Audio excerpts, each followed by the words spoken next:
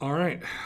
Well, I guess we'll get this party started. I have no script, no idea what I'm really doing, as usual. But as of yesterday afternoon, the first product from my company and thing that I have published in years finally hit both the new warehouse I've got going in Kentucky and my office here in North Atlanta. This is called A Delve in the Cave. And how would I not hold it straight over my face? This is a Dungeons & Dragons 5th edition adventure that's published under the terms of the Open Game License, which allows third-party publishers to create D&D compatible content legally without breaking any copyright or trademark rules, which is why in the very back there is a full legal page covering the Open Game License. So it allows me to do that without having to pay royalties or everything, but it just means there are certain rules I have to follow. And it also means there's a cool kind of body of work that I can draw on from other publishers, and at the same time I'm contributing to that, as some of the things I created in this are considered open content, which means other game publishers, large or small, could grab the stuff that I did and put it in their own products, and then all they have to do is follow the rules and reference me properly. So it's kind of weird. This is me going full circle, because the very first product that ever had me as a solo cover credit was a D&D 30, I think it was 48 pages, but it was somewhere around the same size. That was a short D&D adventure that was back in the 3rd edition days. That was published in 2001. Wow. So let's see. Going over it here, where did this particular thing come from? First off, I've had a long history with this game. I started playing D&D for the first time in 1982 when I was 7 years old, and some older guys that we're talking probably in the more like 11 to 13 year old range.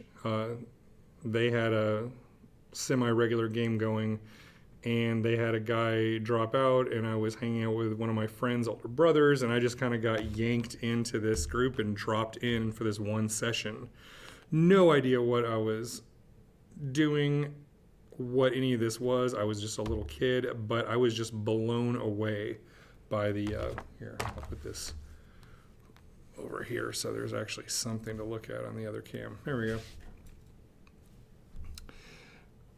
So I got thrown into this game. I just had a character handed to me, but I got really into it. And right after that, I wanted to make my own character. So it was Winston the Wizard that I started playing. And started mostly at the beginning doing one-on-one gaming with my friend's older brother, Matt. And actually, if you go to my website, jamiechambers.net, I have a blog where I actually talk a little bit about the beginnings of me playing the game and getting into it. And I became obsessed very quickly. I was so interested. My dad had one of the non-advanced Dungeons and Dragons game books that I kind of pored over and tried to figure out. And then the next year, when the really famous 1983 Larry Elmore Red Box came out, that was meant to be a really good introductory product, he got that for me. So I, for the first time, I had my own set of D&D at 8 years old, and my own set of dice and a real chance to try to figure out the game. And from there, I played as much as I could, which wasn't much in the beginning. And over the course of the next few years, I got so into it, and I started, recruiting people who would let me, I wasn't even running adventures so much as almost like little scenes or mini scenarios. And then my dad, actually, seeing that I was interested in being a dungeon master and running this game, he took his character from a game he had joined, and he had me start doing, I guess you'd call them danger room scenarios, where he took his character and had me just run like these encounters for him against different monsters and everything. And it was just a way. My dad was very tactical and strategy oriented, so he kind of just wanted to get an idea of how certain things might play out. Now, of course, I was a kid and not the someone his own age and more experienced doing it, but he enjoyed it, I enjoyed it, and I got very addicted to running Dungeons and Dragons as a storyteller. And so from there, I was off to the races. And I ran a lot of published stuff for years, but instantly started monkeying around and tinkering with my own stuff. So writing material and altering the stuff that was coming out from official sources was always part of my groove from the very beginning. So I'm not going to tell you my whole life story, or I will put everyone to sleep. But the long and the short of it is, after college and entering the quote-unquote real world for a while, I was working in corporate America as the manager of the communications department at Wolf Camera and Video's corporate office. And I had the opportunity, after freelancing for a few years, to go full-time. And so I instantly jumped on that. I already contributed to several game products throughout the 1990s. I had been sort of I guess you call it an online intern for TSR Incorporated, the company that published Dungeons & Dragons. Hey, Emma. I mean, and I'm not saying hi to anybody, but I should be. I see Jason, I see David, Dustin, Tammy, Aaron. No idea who all is watching, but hello and welcome.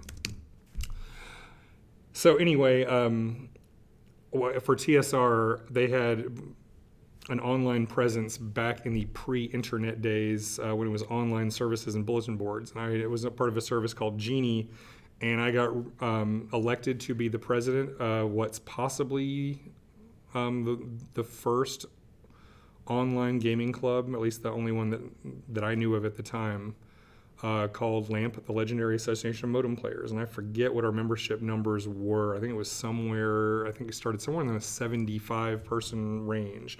And then we actually expanded from there for a little bit. So I was, a fair sized club. We published a monthly newsletter.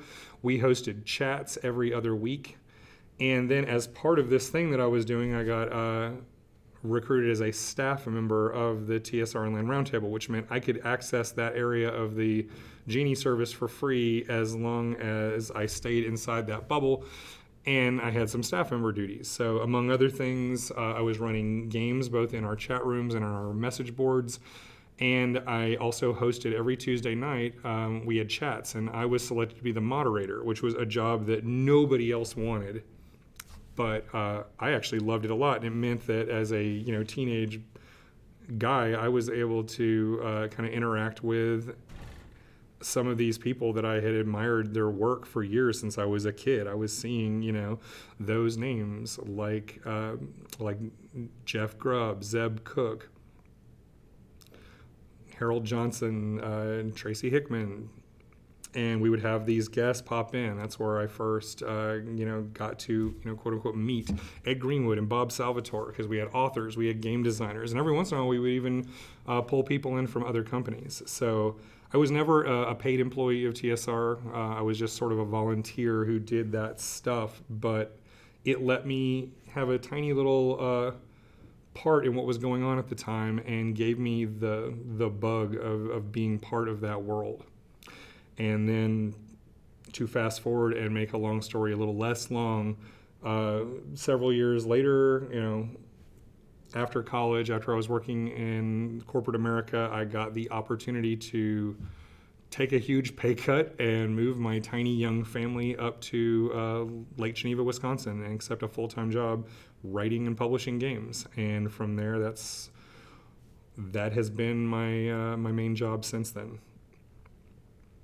So, to make a long story short, I've written a lot of adventures. I started doing it for the RPGA, which is the Role Playing Game Association. They're back in the day. Hello, Laurel. Back in the day, the RPGA was the sort of organized play nonprofit, and even though it was created by TSR, their thinking back then, it was different than, say, like what the DCI is for Magic the Gathering. The organized play for these other things are very focused on being a promotional arm of the company, whereas the RPGA was intended to help out the entire role-playing game industry.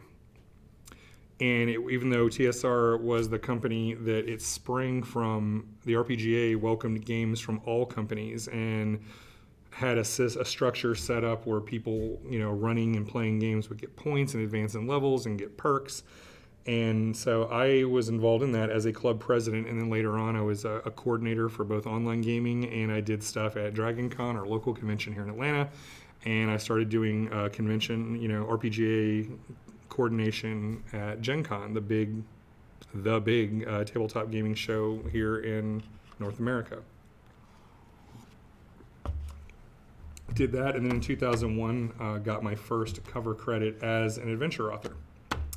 So let's zip ahead a long time to after my career had bounced around. I'd moved back to Georgia, had some serious setbacks in my life, and launched my new game company. And I had actually not touched D&D for a really long time. I'm a guy these days most known for creating a completely different role-playing game and focusing on that and other things since then. And then when I started my new company, I created a whole new game system, and I got to jump in and work with Jim Ward on a new edition of Metamorphosis Alpha. But D&D has always been my first love, and when 5th edition came out and I checked it out, I instantly clicked. Like, this is, I guess, even though 2nd edition, Advanced Dungeons & Dragons will always be probably all my favorite memories just because of the time in my life, the friends that I had, the amount of time I was able to devote to just purely gaming for the fun of it. That'll probably be where all of my best memories may come from. But as terms of rules and how I just click and interact with them, this is a really good version of the game, and probably will be my favorite unless something else comes that resonates with me this strongly. I mean, I enjoyed 3rd edition quite a bit.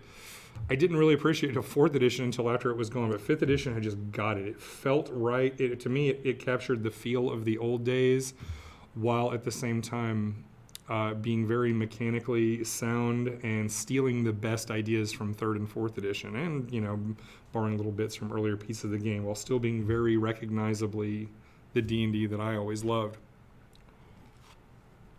So, as many of you know, in 2016, my daughter Elizabeth was diagnosed with cancer. And I spent, a long time. Basically, I put running my business or doing much of anything on hold other than taking care of her. I literally lived in the hospital with her for a total of multiple months over the course of that year alone, if you added all the days together. And then when both her being a full-time patient, inpatient in the hospital, and the fact that we had to go to the outpatient cancer center literally every single day for a very long time. And all that stuff continues. But after my daughter's first bone marrow transplant, she started to recover. She was doing better. She was allowed to start traveling. Hey man, how is it going? And when she was allowed to travel, we were invited as, this was not my first time, I was invited back as a guest to one of my favorite conventions. It's ChupaCabraCon, just outside of Austin, Texas.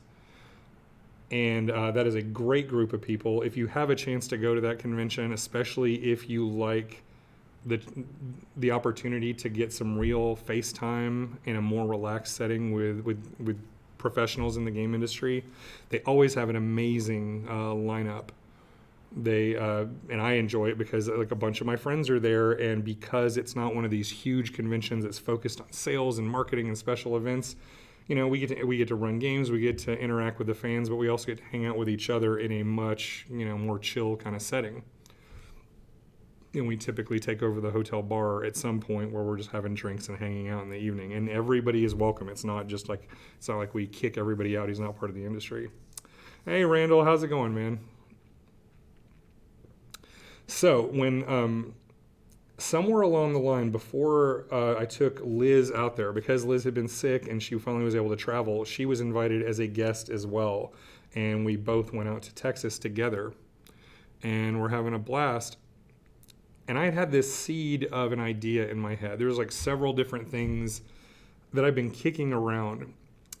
One was this image of a cave. Now, I have long enjoyed exploring caves. I mean, I haven't done as much I'm not a true spelunker. I'm not a guy who just goes into unknown caves all the time, but I've done a number of cave tours, and I have, run around inside of some state park or privately owned places that have tours. I enjoy going underground when it's safe and when I have the opportunity. But I've done multiple cave tours at Mammoth Cave in Kentucky and a number of ones in that whole area. And if you go to central Kentucky, they call it cave country because there are caves everywhere. And Mammoth Cave is the largest known cave system in the entire world. Really recommend that if you're ever going through that part of the country to stop in. It's a national park. There's a number of different tours you can take. I've always wanted to go back and do the lantern tour where you go in with an actual like oil or kerosene lantern, and you go through very old school like they used to before the age of having the whole place lit up with electric lights and having flashlights and things like that. I'd really enjoy the old-fashioned flavor of going underground, knowing that the only light source you've got is this little burning thing that you're carrying. That sounds super cool to me. But anyway, another cave that I got to go to was when I was hosting an event for game retailers out of a place called Doe Run Inn in Brandenburg, Kentucky. We had a game industry retreat where game store owners and their friends, family, whoever they wanted to bring along were coming down there. They'd stay at this little bed and breakfast. We ran games, we had a blast, and then we also went and saw some local sites. I took the whole group up to just over the Indiana state line near a town called Corydon, where there is a cave called Squire Boone Caverns. Squire Boone was Daniel Boone's younger brother, and everybody knows Daniel Boone. He's the one who got the good press and the names in the history book. But Squire Boone and Daniel Boone were both heading up this expedition. They were charting, mapping out that whole area of the country, and we're talking, Kentucky, parts of Indiana. I mean, I'm not having anything in front of me. I'm not going to get super detailed because I would tell you incorrect things. But Squire Boone Caverns is interesting because the way the story goes is that when the Boone brothers and their retinue were going through, they ran afoul of the local natives. Yeah, Laurel, you were there from where it all started. When we went to Squire Boone Caverns, so the story was when they were going there, the local natives were not happy about these white people encroaching in their territory. And at one point, Squire Boone was on the run for his life, and he ducked inside a cave that he found, and he was apparently able to get away from the guys chasing him. And it was the first place he felt safe. And later on, when everybody had moved into the area and kind of pushed the natives out, unfortunately, he was so fascinated, he kept going back to this cave again and again, exploring it and checking it out, and had even put a provision in his will that said he wished that his remains be interred inside the cave when he was gone. And apparently this wasn't done immediately after his death, but many years later, his remains were recovered and his bones were put in a coffin. And if you go do the cave tour at Squire Boone Caverns, at some point you will go into this chamber and you'll see like this coffin up on a hobby horse, and you'll see a tombstone leaning up against the wall. Or you can Google this stuff right now if you're interested. But yeah, there's a dead guy inside the cave, and that image really stuck with me over the years. I see a Mike, I see a Craig. Hey guys, how's it going? So we got Squire Boone's dead bones in a coffin inside this cave. And one other neat feature, besides the fact that that cave is gorgeous, has some really interesting formations and flowstone. But it also has an underground river that runs through it, including a waterfall. So they've got a metal bridge set up to make it all nice and safe. But there's at one point you're walking along and there's just a huge waterfall pouring nearby, and then an underground river flowing beneath your feet. And so those two details just kind of stuck in my mind. It's like, that's pretty cool. And then, so that kind of core idea of someone important who is dead being interred inside a cave was this one idea that I had. The story of people who had lived in a land for a very long time, and it was their territory, and their rightful anger for being pushed out was also another little story element that was in my head. And then the third kind of piece of the puzzle was me just sort of stumbling, like, there's lots of other people. I'm totally mumbling right now, so forgive me. Once again, 3.5 hours of sleep last night. I got into Welsh folklore.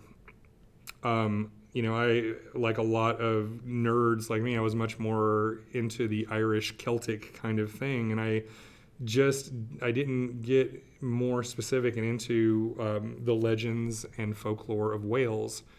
But when I kind of stumbled on it, I really fell in love. Like, I love the Welsh language, and I love a lot of the things you'll see in Welsh folklore are just variations of stuff you see elsewhere in that part of Europe, especially, in Ireland, Scotland, Great Britain.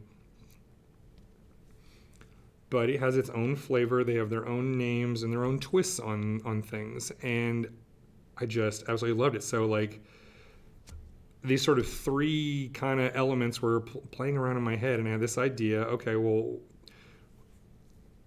5th edition is really cool, and this version, hey Preston, how's it going? There's this great new version of the game, and they've been focusing, the initial adventures, and even to this day, all the stuff coming from Wizards of the Coast, they're doing these huge event adventures that, you're playing an entire campaign, like I think the standard model.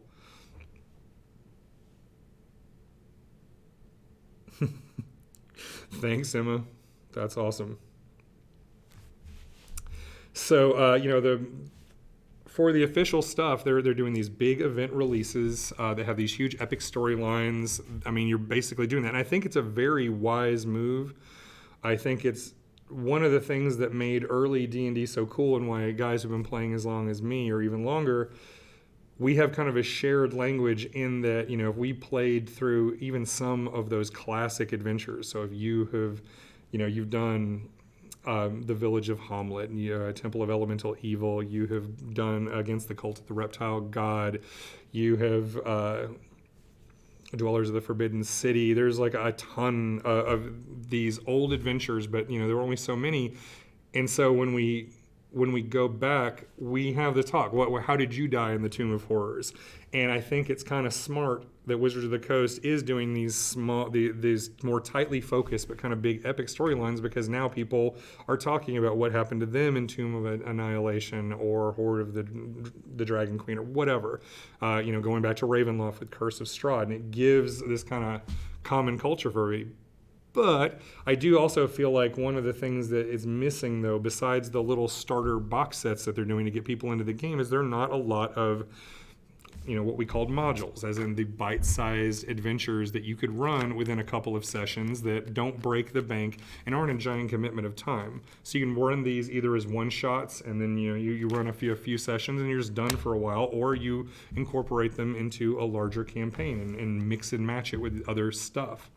So I wanted to do something like that, and I wanted something that respected a little bit of the old school sensibility.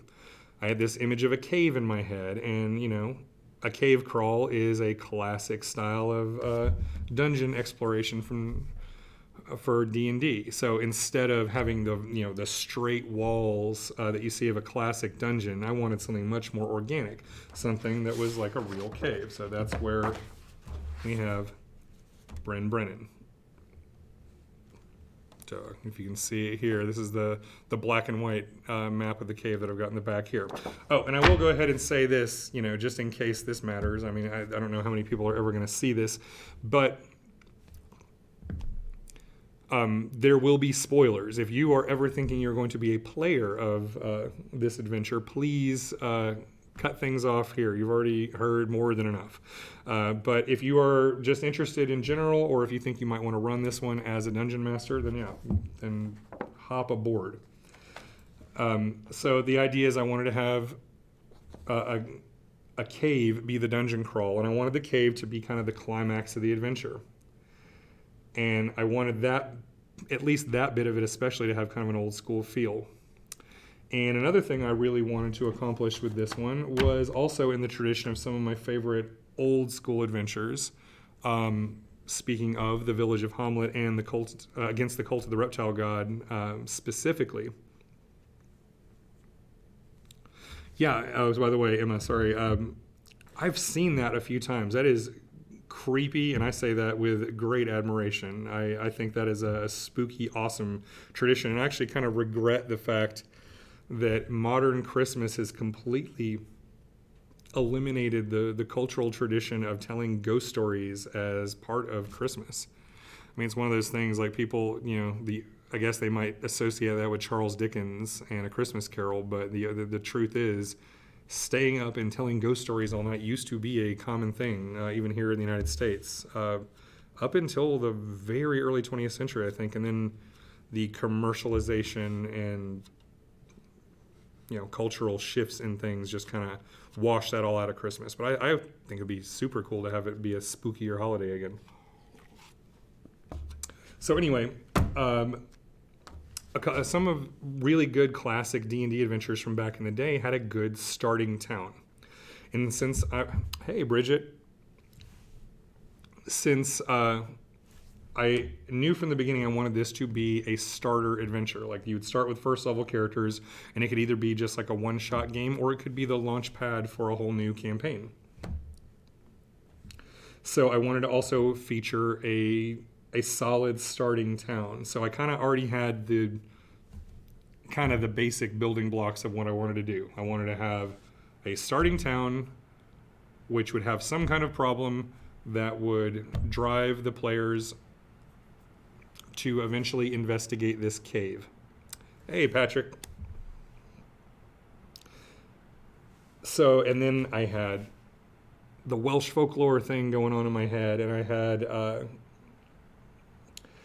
had this image of the coffin inside the cave. So over time, I kind of constructed this story in my head. Okay, there was this important individual. He was a wizard who was the one who drove the things out. And since I didn't want to I was inspired by some of the real world stuff and the fact that Native Americans, got really misused and driven out of their own lands. That was on my mind, but I didn't want to make it quite so direct, and I certainly wasn't trying to make it political, even though I have no problem having history and difficult subjects like that inform my writing regardless.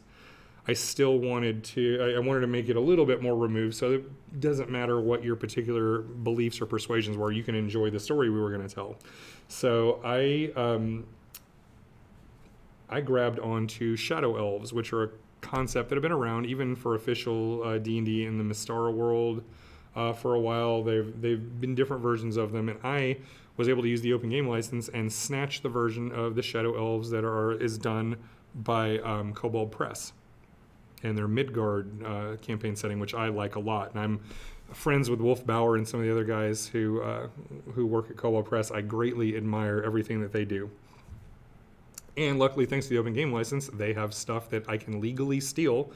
And I even told Wolf, yeah, I'm totally grabbing your Shadow Elves and doing stuff. Hey, Larry. So I decided that was the idea, that in this little corner of this generic world, hey, Van, love you, sweetheart. That in the corner of this world, these Shadow Elves had once ruled and lived in this area, and then at some point this powerful wizard and his retinue had come in, explored the area. He had a similar story to what I heard about Squire Boone, where he got chased into a cave, and that's where he found his refuge. And he ended up falling in love with the cave and asked to be buried there when he died. And later on, this wizard and these adventurers from hundreds and hundreds of years ago drove out all the shadow elves and literally drove them into another plane of existence, back into, that realm that borders on fairy and shadow, which, for legal reasons, I don't use terms like Shadowfell and the Feywild, but the same thing, the realm of fairy, the realm of shadow. In this area they meet is the home of the shadow elves. And they were driven away, but they were absolutely unhappy about this. And the wizard put all these wards up that have lasted for over 300 years. Hey, Corey. So from there, I kind of had the seeds of an adventure. I was like, okay, well then if the Shadow Elves wanted to get back and break through this barrier that's keeping them out of our world, when I say our world, I mean the world of the adventure. But will a delve in the cave ever grow into its own campaign world? David, the answer is yes and no. While I don't have any plans to publish a detailed campaign setting, at least not right now, when I started playing around with this idea, I wanted it to be generic enough where... Excuse me, man, I need water.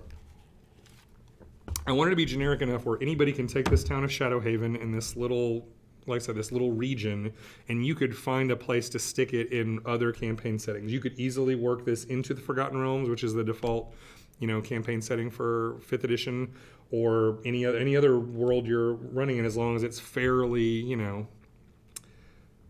not, I hate to use the word generic, but the fact is there is certain expectations. What is, within typical D&D, like this wouldn't work for Dark Sun, but it absolutely would work for Greyhawk, for Forgotten Realms, and things like that.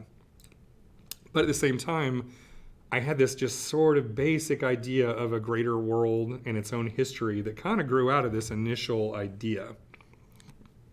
So from there, and funny enough, Corey, who just joined us a minute ago, he is one of my players in the game that I've been streaming all year long.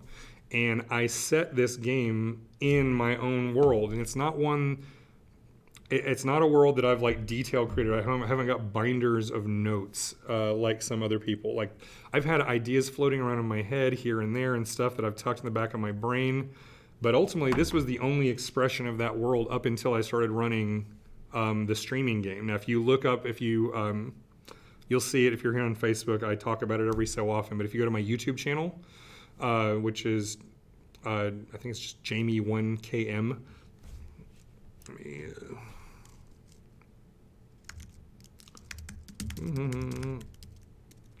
Actually, there you go. I believe that is my username that you'll find my stuff under on YouTube. Or if you look up Rollativity, that is the game I've been running once a month. It's set in this world, and I deliberately set it away from the stuff going on in Delve in the Cave and been messing around in a more southern region. But from there, I've kind of flesh things out a little bit, come up with a history and something that makes it a little bit unique, a little bit different from other game worlds without being too different to be, because I want everything I create to be able to play nicely with the official settings or people's homebrew worlds. So, oh, hey, Jerry, welcome. So, in this story, the Shadow Elves were driven away. This wizard is long dead. He was the founder of this town that they named Shadowhaven, kind of an obvious name, because this was the almost out of the cave itself, the haven that he found from the Shadow Elves. And when this wizard, Brennan, died, the townsfolk respected his wishes and they interred him inside the cave. And so the Shadow Elves realized that the only way to undo the wards that have been blocking them from re-entering the world was to literally corrupt the bones and the connection that this wizard Brennan had. Hi, Crystal. How are you going? How you doing, sweetie? So, um, Shadow Elves had to hatch a plot. This is all, of course, backstory. And this is one of the ones where I will go ahead and give a huge spoiler that not even a lot of groups that have played through the whole adventure have not stumbled on, because it's kind of a thing. And I wrote a little blog about it that totally ruined it. But we got a villain here on the cover, and he is the bad guy who is doing the ritual. You see this kind of sarcophagus that he's in front of, and he's got this brazier that is burning with this like black light purple thing. Well, you'll notice that this wizard is not an elf. He is not a shadow elf. He's not an elf of any kind. He is a human. And that's because the shadow elves were not able to enter this entire region. In fact, it's very difficult for them even to re-enter the world entirely. But for several hundred miles, they can't step foot anywhere near this place because of these powerful magical wards. And this is also too where I started, playing around with fairy folklore. So I everybody's heard of the idea of changelings, this legend that fairies would snatch human babies and replace them with their own, and some of these children would grow up inside the fairy kingdoms as sort of these adopted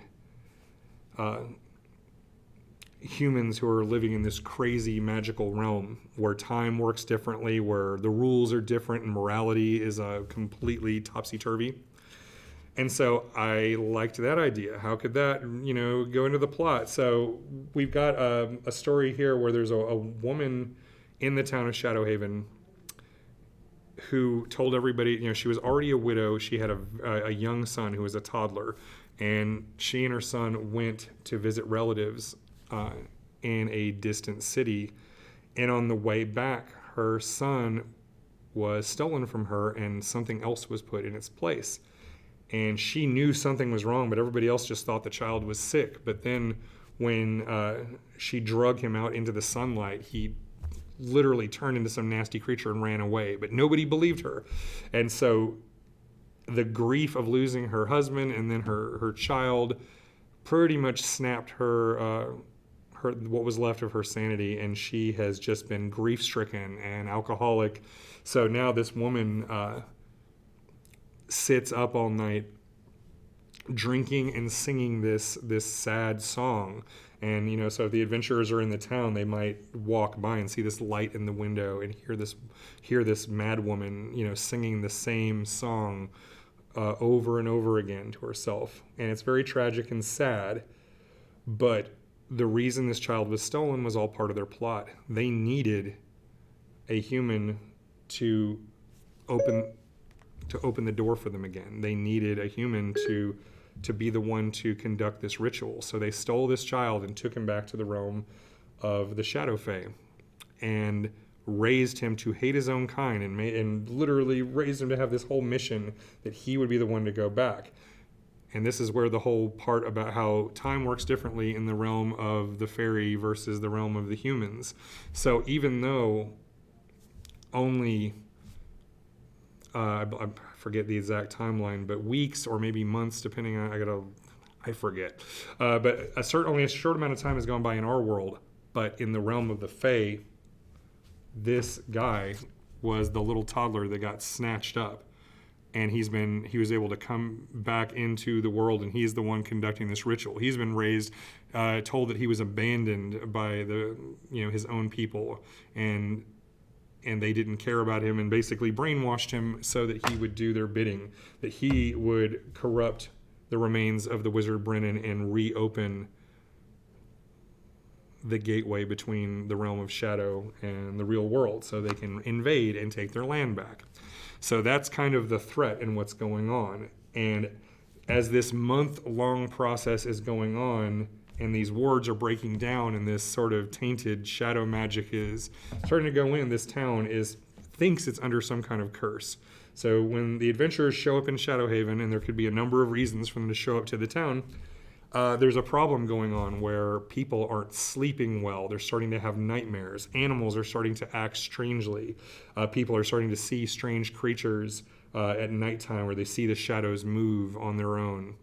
And the food and wine doesn't, it tastes of ash, and just everyone's convinced that they're under a curse. A few people have already left the town because things just seem to be getting steadily worse.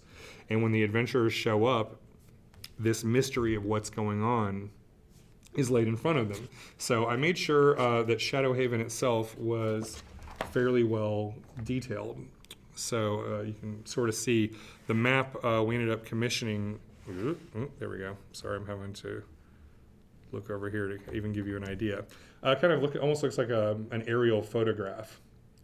But I fleshed out the whole town, and I wanted it to be not just like a quest hub from a video game. I wanted it to be something that had its own history, its own flavor, its own cast of characters, and its own little intrigues and subplots. Make it a little bit more of a real place, and do that as best I could inside of the tight confines of this page count. But I think I did a pretty good job. I really feel like if you run this adventure, then you could always come back and use a lot of that content again.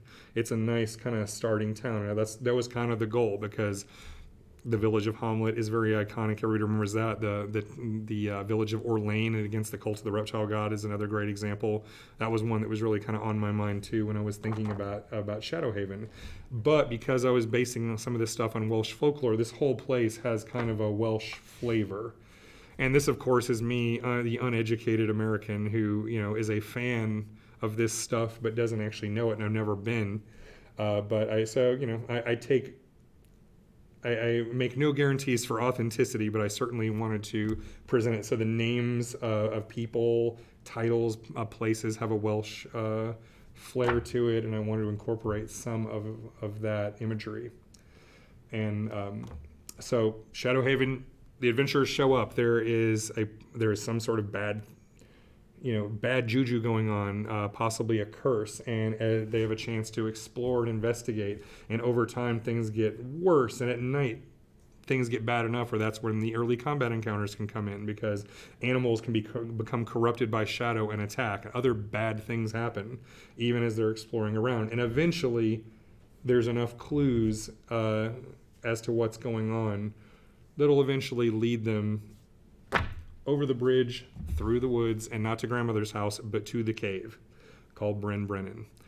The middle section of the adventure is the shortest, and that was mainly, partially due to that's the least interesting. We got the cool setting that sets up the mystery and gives the player characters a nice starting point, and then we got the neat climax of an exploration of this cave that's already crawling with Shadow Fae and has monsters in it. Let me check messages for a second. Never mind that. All right. And so in the middle there is the Twilight Forest, and this is a very short section of the adventure where it is basically just about getting from point A to point B. But that said, I not only give some description, I give some options for random encounters, and this is ripe for a dungeon master to flesh out. But I try to make the few encounters that I presented pretty memorable. So like we have one here for a mad dryad. So if you know about dryads, they're actually a good fae creature, and this is one who'd lived in this forest for who knows how long. But when the Shadow Fae started trickling back in, they poisoned her heart tree. And because of the dryad's connection to her tree, it drove her crazy. So she attacks the adventurers on the road. There's also another nasty encounter that's kind of looks like a hanged man hanging from a tree. It's actually this sort of scarecrow that's an animated monster that they'll provide some combat. So there's a few different ways, but then finally they actually get to this hillside that has the cave. And the tradition that the folk of Shadowhaven used to have is that once a year, they would come and give thanks to their town founder.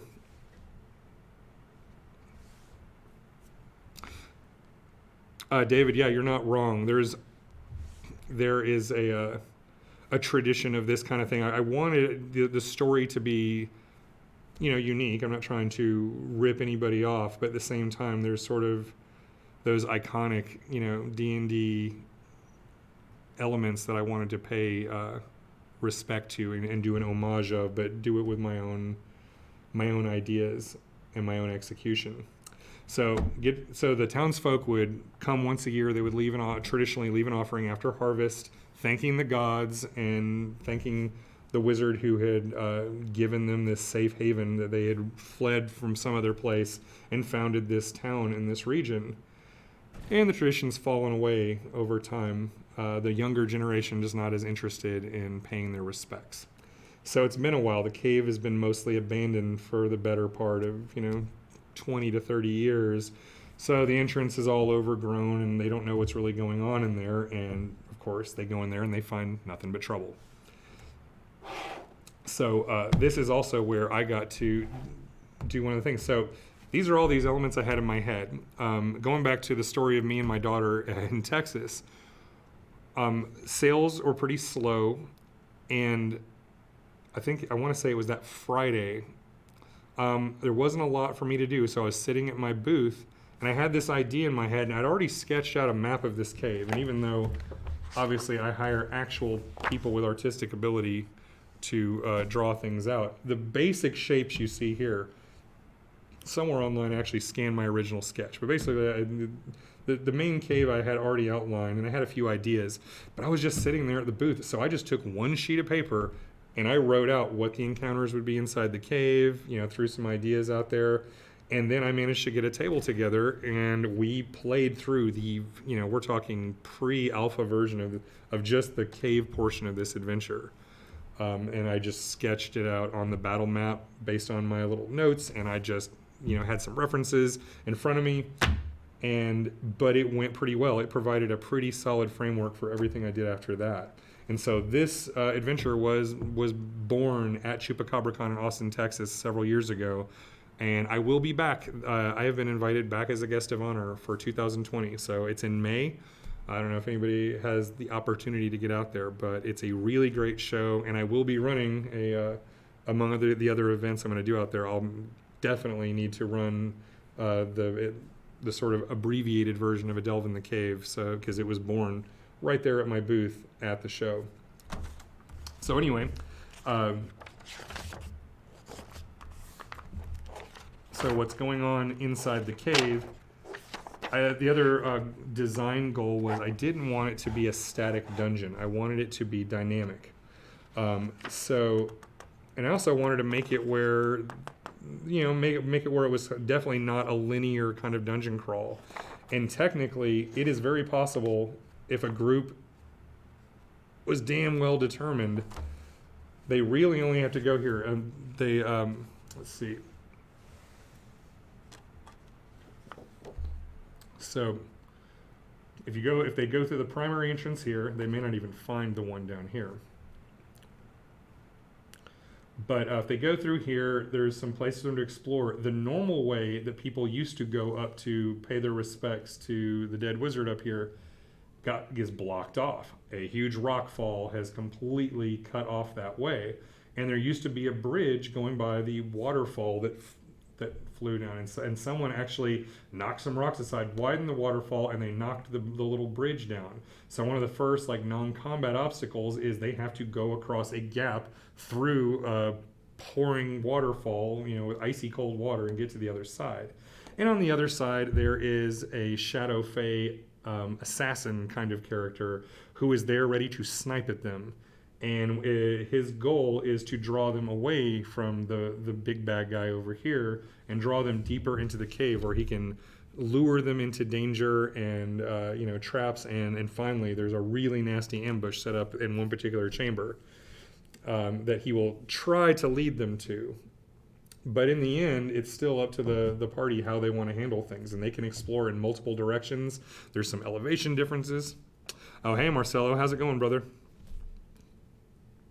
So I wanted it to be fun. So there is kind of this one bad guy that harasses the group, but he even though killing is part of the agenda, he's not tough enough to just take out the whole party by himself. But he certainly can cause some serious damage. And what his true goal is to lure them away, put them in additional danger where he, monsters, and allies can really take on the party. But there's two separate entrances. This is another one where I'm lucky enough to have become friends with legendary artist and game designer Janelle Jaques. And one of the principles of her dungeon design is always having, multiple entrances to the dungeon, multiple pathways you can go through it, because you don't want everybody's experience to be the same, and you want it to be an interesting journey that everybody can have their own unique version. Oh, we went and confronted the warlock right away, or no, we came in through this side and we found the room full of the giant centipedes, whatever. So basically, it provides this really cool climax of a nice old school dungeon crawl where you can get, depending on how thorough the exploration is, they can get a full session or two just out of this. And because I had a cool cave and I have worked with some amazing artists, and Janelle is fantastic. Been a fan a very long time and was lucky enough to make friends with her when she still lived here in Atlanta. So, and because I work with amazing artists, I wanted to offer one other piece of value add to this adventure. So this by itself would be pretty cool. You got two, a couple of black and white maps, some decent artwork, what I think is a pretty well-written adventure. But I love cool terrain. I love, in my own game, I love using pre-printed maps, whether it's map tiles, full-on poster maps. So I wanted the adventure to have this. So, well, you're not gonna be able to easily see the whole thing from here, but this is, it's not quite 36 by 48. I forget the exact dimensions, I'd have to look it up. But this is a poster map that has the entire cave complex that I showed you. And there's, of course, the Dungeon Master version right there.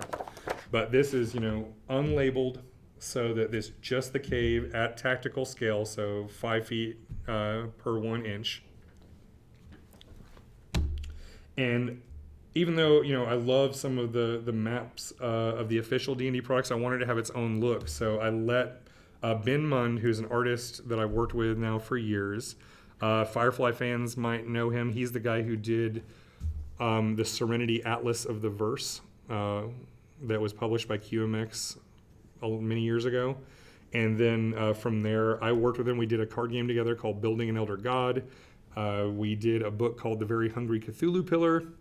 And so Ben is so amazing, and everything he does is awesome. So I just told him to do it. So he did this kind of watercolor look, and then he did this sort of parchment-y thing on the edge, and I don't know. I really enjoyed it, and I wanted to make sure, I wanted to leave it generic enough where, yeah, it's perfect for this adventure, but if you just needed a cool cave that you wanted to throw in and just wanted the map, there you go. And so every single copy of this adventure has this map bundled in it. So for $12 retail, this is what you're getting. You're getting a full adventure that you can at least get, I'd say 3 to 5 sessions, and that's, the 3 would be a really fast blaze through this, but I'd say between 4 and 6 would not be unreasonable to of play, and you get this cool poster map which you can use and repurpose however you want. Let me check questions. Larry asked, do you plan this as a standalone module or working as an eventual campaign, or just adventuring region?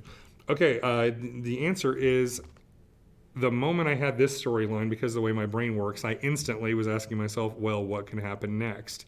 And in the adventure, I do have, kind of the notes of where do you go from here if the DM running it wants to just, go in his or her own direction. But I do have a sequel in mind, and in fact, I am planning on writing that sequel. And it's kind of that thing, like, because I do not want to recreate that idea that you have to play through this one specific campaign. The idea is that they can make a series, but just kind of like the old D&D modules, there will be an entry point very easily in part 2 where you don't have to play through part 1 if you want to just jump straight in for there. This adventure is for first and second level characters. The next one will start at the next range for, second through third or fourth, depending on how it all goes. And it is going to explore some different ideas. I've got kind of a tower defense scenario going that's almost the opposite. So, we got literally in the cover art here, you see there's a bad guy who's performing a ritual to cause all these problems. Well, in the sequel, there's going to be a priest who has to perform a ritual to try to cure some of these problems, and he needs to be defended as these bad guys are coming in waves into this cathedral and crashing through the stained glass windows. And so the idea is of putting the adventurers on the defensive. And so, like I said, I want to create a kind of D&D tower defense scenario as part of the adventure, where they're going to have to survive and deal with waves and come up with defenses and have kind of a cool tactical thing where they're having to be stuck in the static position, where they're almost in the role of the monsters in a typical dungeon crawl, where this time it's the bad guys who are coming into their territory that they have to defend, at least while the priest is doing his thing. And then there's also a cool thing, bit of these catacombs that go underneath this old church. And so I have a plot in mind there. So that'll be another equivalent, should be, the goal is 32-page adventure and have a cool poster map or two, depending. I may make it double-sided if possible, because it'd be really nice to have like the church cathedral tower of sorcery defense. Oh, nice. It'd be cool to have the cathedral, the church, be one side of the map, and then have the catacombs underneath be the crypts be another dungeon crawl that has its own dedicated map. So that's an idea I'm playing with. I have a rough outline, but I've been trying not to get ahead of myself. I'm trying to take care of one piece of business or another, before I jump too far into the next thing. And in fact, one of the things I'm doing here at the end of the month, as we go into the holidays, is just to take a deep breath. Goal is to send this out to all of the Kickstarter backers who have been waiting patiently to get their hands on this. This is now just over a year late from when it was supposed to be, but life happened when my daughter got re-diagnosed with cancer. When she had a relapse, she had to have a second bone marrow transplant. My whole life got turned upside down all over again. So, as much as I hate making people wait, my family comes first, and it wasn't like I was going to not complete this for everybody, but it is late, and so I want to make sure I fulfill my obligations, get some old business wrapped up, and then move forward with the other products. So I'm actually going to be playing with what my new production schedule is going to be and what my plans are going forward. I can never guarantee that things aren't going to get a little nuts again, but I'm going to try to start with a modest goals for myself and move forward and try to build my business back up. Because right now, I basically went to a screeching halt a few years ago, and this is the first new thing I've got going on. But that said, I'm pretty damn proud of it. For as little a product as this is, small size, small price point, I think it's a good looking black and white, interior adventure. That way I can offer it to people with a good price point, especially with the full color poster map. And I feel like there's good content that you can use even outside the context of this adventure. The poster map, is a nice add-on, is something that can be used and repurposed in multiple ways. I think the town of Shadowhaven is something that DMs can grab on. And of course, if you just want to have the dungeon crawl element, you just skip straight to the end and just kind of steal the dungeon crawl and remove it out of the plot. So, and Larry, that's exactly what I was going for. That's the idea, is that I wanted to, this is kind of my homage, because some of the previous adventures and things I worked on were very tied to other fantasy settings and game worlds and stuff that belonged to other people. And they were so tied to it, it was really hard to take those pieces of content and migrate them to other settings. This one I wanted to be super useful for lots of people. So, like I said, you got a town, you got a cave, you got the map, and these are all little bits and pieces that you could, if you don't want to run the adventure as written, there is still a ton of good material to steal, and it only costs you $12.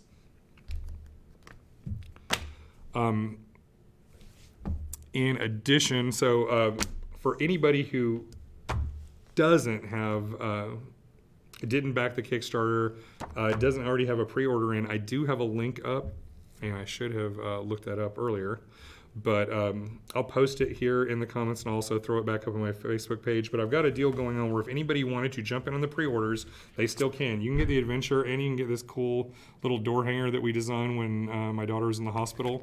It's meant to be another old school thing. You can hang it on your door to either keep the riffraff out, or you can say, please enter and invite the pizza guy in when food shows up.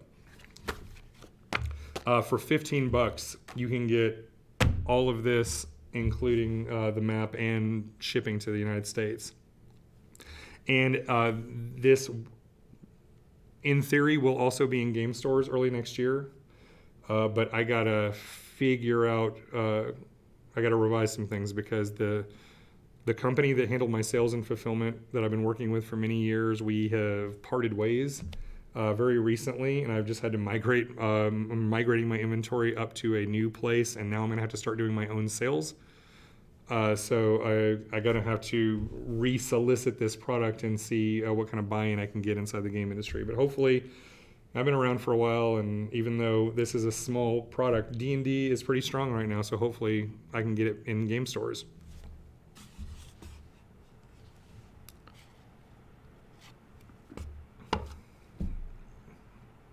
Yeah, Larry, I mean, that's you're hitting the nail on the head exactly what my intentions were. The whole idea was to make this where it certainly has, I don't know, it's definitely not epic. Like, this isn't a save the world, earth-shaking, fantasy tale, but it is the story I'm trying to tell here is heroic if you want to embrace the setting, then it's certainly there for everybody. But at the same time, the idea is that this is meant to be something you can drop in your own game, or bits and pieces of it you can steal out. And in terms of content, I've got new creatures. So when I was talking about Welsh folklore earlier, right here I've got the Coblynau, and this guy who looks a little bit like Dobby from Harry Potter. This is a piece of Welsh folklore called the Coblynau. And they are fae or spirit creatures, and one of the things, once you go back old enough in European folklore, spirit, fairy, ghost, lots of things are very interchangeable words. Will do, David. I mean, the fact is, when I first put this out there, I had orders through the other company I worked with for this adventure. So in theory, I've got European distributors who already had pre-orders for when this originally was supposed to come out.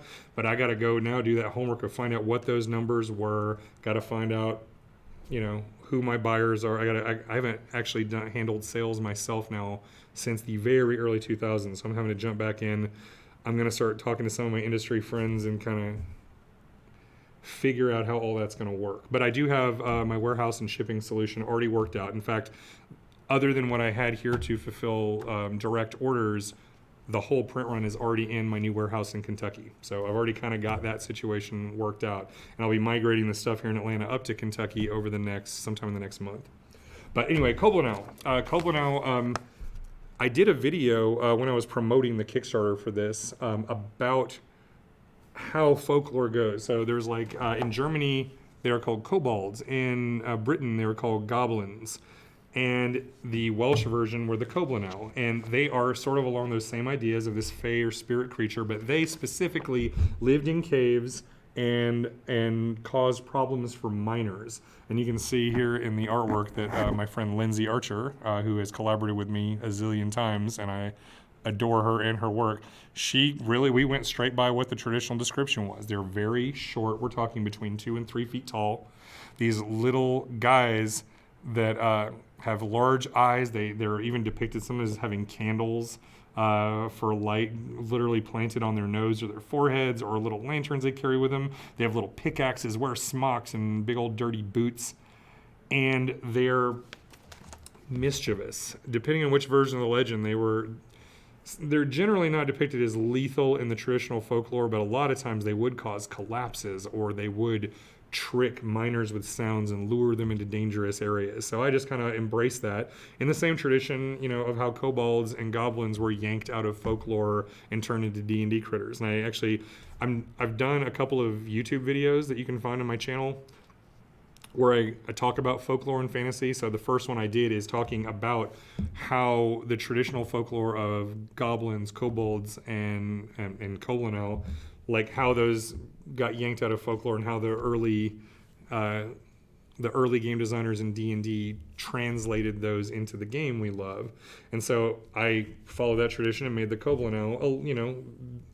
I respected the folklore, but also did kind of my own thing with them so they could be nasty little adversaries inside. And then I've also got some unique types of Shadow Fae, separate from the ones you'll find in the Kobold Press books. I've got the Hound of Twilight, these nasty shadow dogs. They're a little bit different than the things you've seen before. And then we've also got this nasty bug called a Slime Crawler, which actually came from Frog God Games, an old 3rd edition compatible product, and I updated them for 5th edition and plopped them in there. We got that. We got some new magic items and the setting stuff. Real quick, I'm going to go over some of the highlights and the credits and just give a quick thank you to some of the people I worked with. One of whom is here. I don't know if Emma is still with us, but Emma was my editor for this one, both for the early access version I did that focused just on the cave and this final one, and she was fantastic. I really appreciated working with her and hope to do that again. For game development, one of my best friends, my brother by choice, Sean Everett, he handled all that, and another guy, Sean worked with me at my old company back in the day after he completed editing Games Unplugged and Campaign magazines. He worked for me for years. And Sean wants to keep working on stuff. He's currently finishing up his final years in the United States Army. And once he retires, hopefully we'll be doing more stuff together. Hey, Derek, how's it going, man? I did the typesetting on this book myself, even though graphic design, I got a bit of help from my brother Digger, who is going to be a father soon. Hey, Digger, if you ever see this.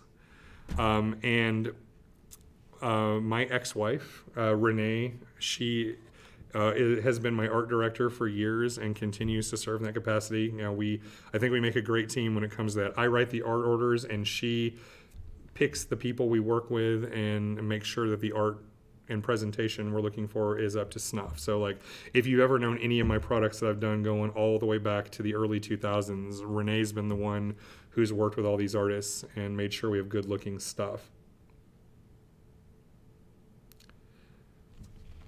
Yeah, no argument there, David. Emma is awesome, and it's one of the things that I should probably do is spend a little more time on the Piazza message boards. I browse every once in a while, but I'm really bad lately about checking those communities out and spending as much time as I could.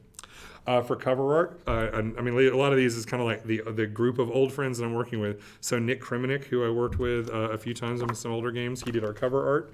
Depicting our bad guy in the kind of climax of the adventure, which, the shiny lights are messing with that. But Nick did that one for me. Lindsay Archer, a longtime collaborator and one of my best friends, is our lead interior artist. She did a number of illustrations in here. Let's see, some good examples of that.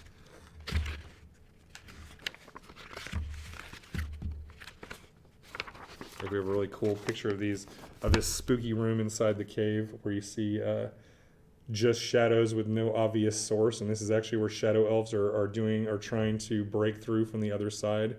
So Lindsay did that one for me, along with the Kobolin Owl, along with the Shadow Fae assassin.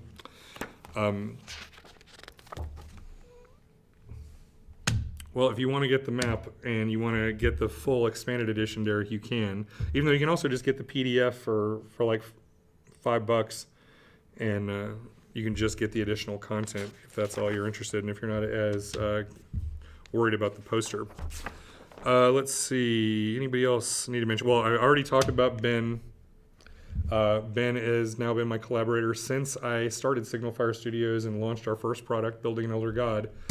He has been working with me, and as long as I can convince him that that's still a good idea, I will, because he is amazing, and he always just brings something to the table I wasn't expecting. And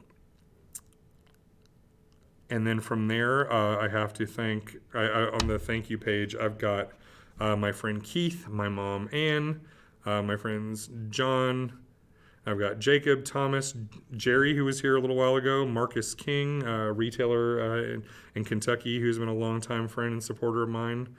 In fact, he was the vice president of the Game Manufacturers Association immediately before I took on that role. Harrison Roth, and of course, I had 222 Kickstarter backers who put down enough cash to make this a possibility. And I'm really happy that even after the delay, and I know some people were grumpy about it, but it's done. And I'm working on the shipping solutions. Anybody who sees this, if you backed the Kickstarter and have not filled out your reward survey, please do that, because I need your shipping address in order to get this done. You'll see in playtesting, I have got some members of my own family, some of my friends, the streaming group that I go with, and some of my friends out in Texas, like Roger and Laura, who were there in that first table that we played in at ChupacabraCon a few years back. And that's about it. This is only a 32-page adventure. I mean, in terms of products that I've done, this is the smallest scale thing in a long time, but I'm rather proud of it. Honestly, I feel like for what it is, it's pretty damn good. And I love the map. I feel like that's kind of a nice hook to get people interested. And then if the dessert, intrigues them enough to check it out, they might actually eat their vegetables and read a lot of the content and some of the stuff that I managed to. I feel like there's a lot of dense stuff in here that you can do stuff with. And I want to continue that with some of the sequels. Awesome, Derek. Well, and anyone who does run this, I want to hear all about it. One thing I am planning on doing, I'm talking to some local friends, is now that this is officially done, and I'm gonna actually get to the point of trying to sell it into, directly and through distribution. I'm gonna be, hey Wayne, how's it going, old friend? I'm going to put together a group, and we're going to stream me running this. So that'll be spoilerific, and nobody who is going to be a player should ever watch it. But everybody else is doing it. I mean, how many people can you watch playing Tomb of Annihilation right now, or Curse of Strahd? I don't think it's that big a deal. I'm going to run this adventure for a group. Hopefully, it'll be fun to watch. And if you're planning on running it yourself, it might give you some ideas that you can steal. What else? Anything else I need to say? Anybody got any questions for me before we wrap things up? We're getting to about 4:30, so I have to pack up in just a few and do a couple more things before I take off for the day. But let's see.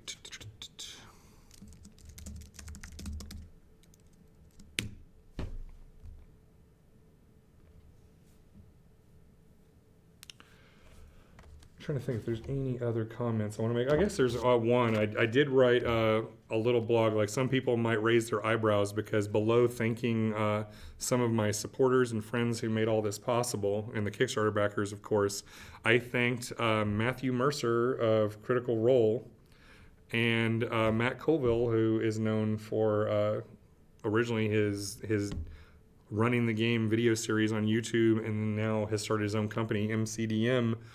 Which published the Strongholds and Followers book. They're doing their own streams. And the reason I thanked them is, after kind of being out of D&D for a while and not really wanting to write for it anymore,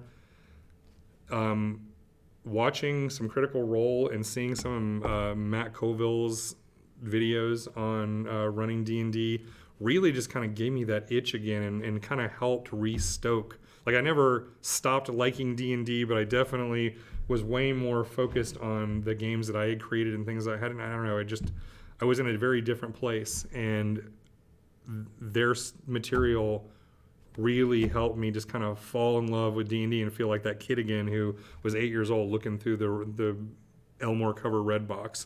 So I really felt like that. So I'm gonna, I don't know either of those people. I met Matt Mercer very briefly. We're talking, he hung out with him for like 20 minutes at my booth at GaryCon this year. He was incredibly sweet and generous. He actually wrote a very long note in my daughter's journal that I was taking back to her, just wishing her well because she was still dealing with the cancer stuff. And other than that, I don't know him, but and I'd already like the contribution he'd made to my love of the game had already happened before I met him, so it was there. But I'm gonna send copies out to these guys as just kind of a thank you for what they have done and their contributions to the community.